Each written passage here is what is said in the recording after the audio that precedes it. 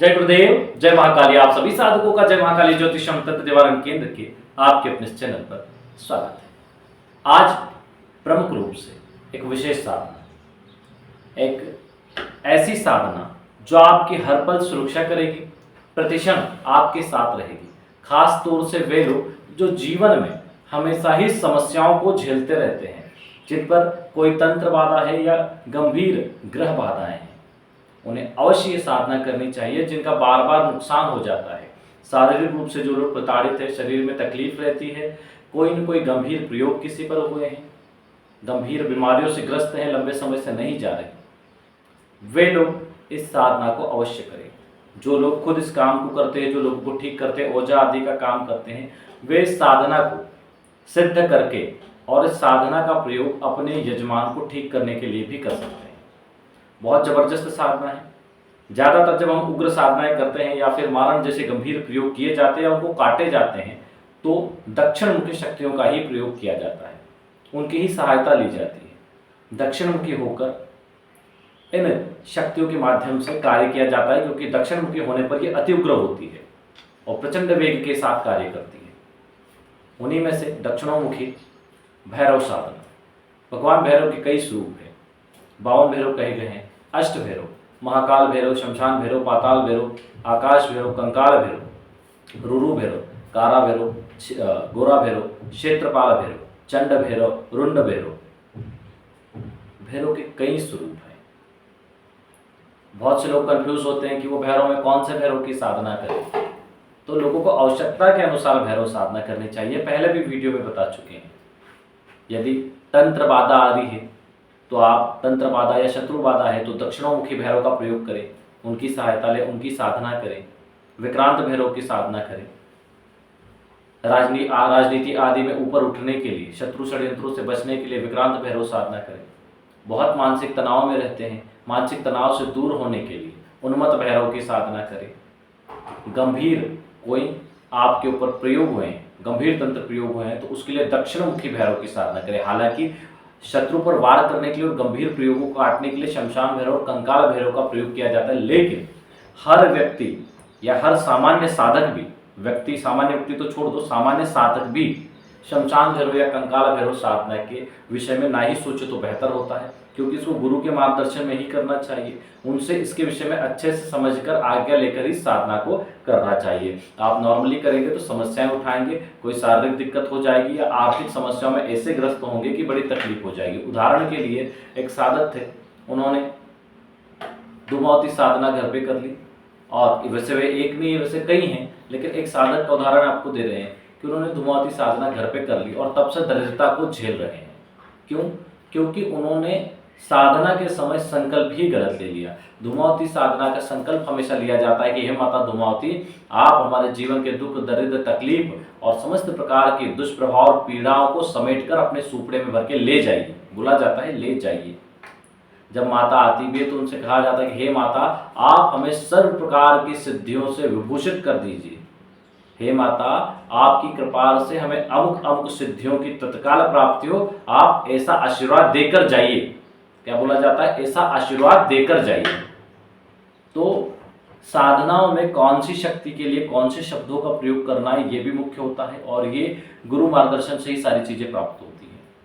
तो आप जिन लोगों ने चौकियां बिठा ली है धूमावती के घर में, वो तो दरिद्र रहेंगे, ठीक है। जिस देवी का जो कार्य है उन्हें वही करना होता है। आप गलत तरीके से उन्हें बिठा लेंगे तो आप ही नुकसान उठाएंगे। इसलिए ऐसी गंभीर साधनाओं को गुरु मार्गदर्शन और परामर्श के बिना नहीं करना चाहिए। हाँ, आप शत्रु बाधा से पीड़ित हैं, बार बार आप पे तंत्र बाधा होती है, शत्रु आपके खिलाफ षड्यंत्र करते रहते हैं, तो आप दक्षिणोमुखी भैरव का प्रयोग करें। कोर्ट केस आदि में फंसे हुए हैं तो दक्षिणोमुखी भैरव की साधना करें, उनकी सहायता लें। इससे आपके शत्रु अत्यंत प्रताड़ित होंगे, आपके खिलाफ पूरे लगातार षड्यंत्र विफल हो जाएंगे, और हर बार जब वो षड्यंत्र करेंगे दक्षिणोमुखी भैरव से गंभीर दंड को प्राप्त करेंगे, क्योंकि ये अपने साधक की बहुत एक माता जैसे अपने बालक की रक्षा करती है, वैसे ही ये अपने साधक की एक बालक के भांति ऐसी रक्षा करते हैं। रक्षा ऐसे नहीं करते कि सिर्फ शत्रु का वार आया और काट दिया, उसको तो काट ही देंगे, लेकिन जाके शत्रु की पिटाई भी लगाएंगे, जाकर शत्रु की पिटाई भी लगाएंगे।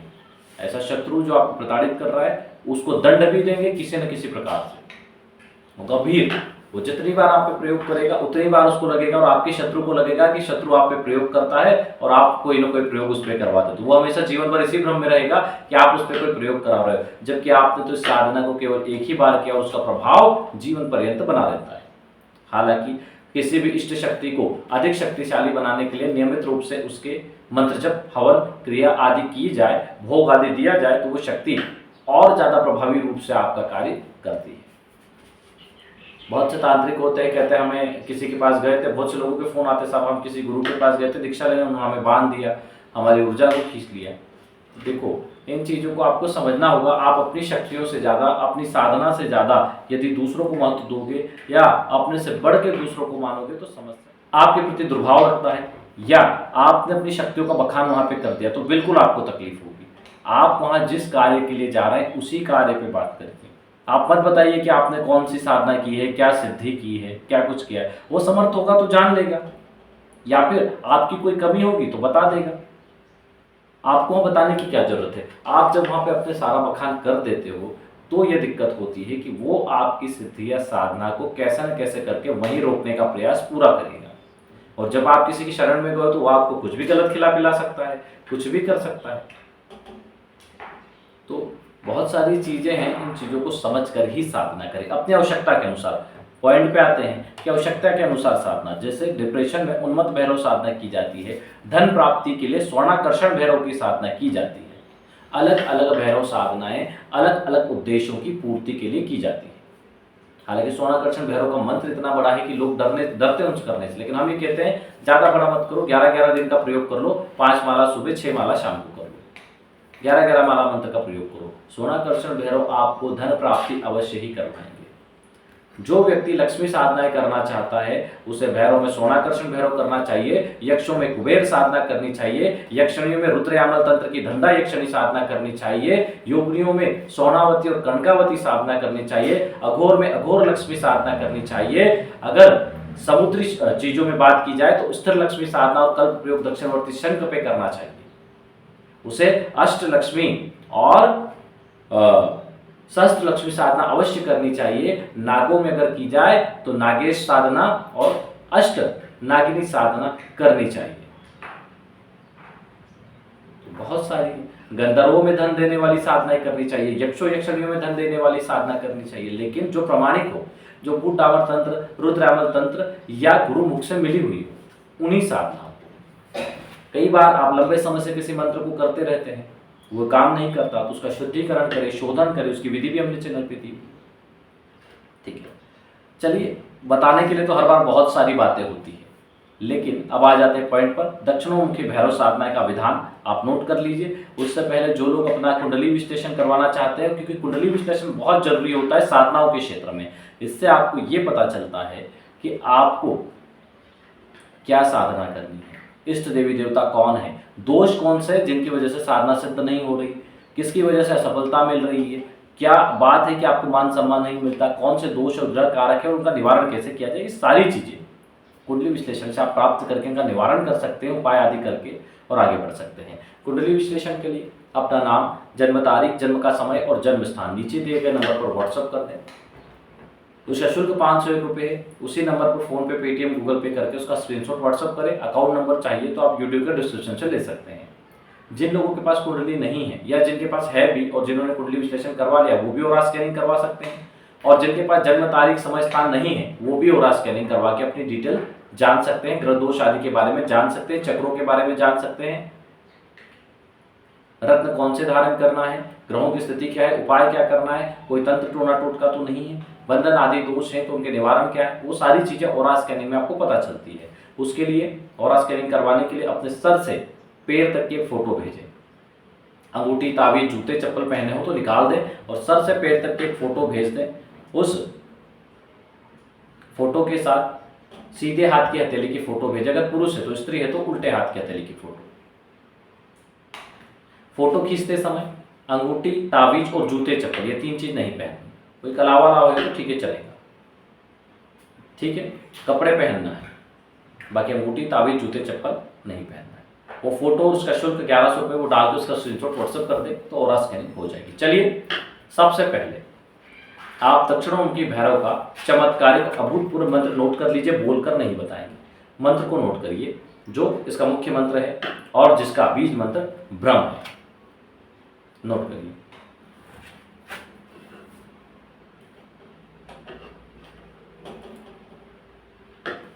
ये दक्षिणोमुखी भैरव का बीज मूल मंत्र, जिसे बीज मंत्र कहा गया है, मूल मंत्र है।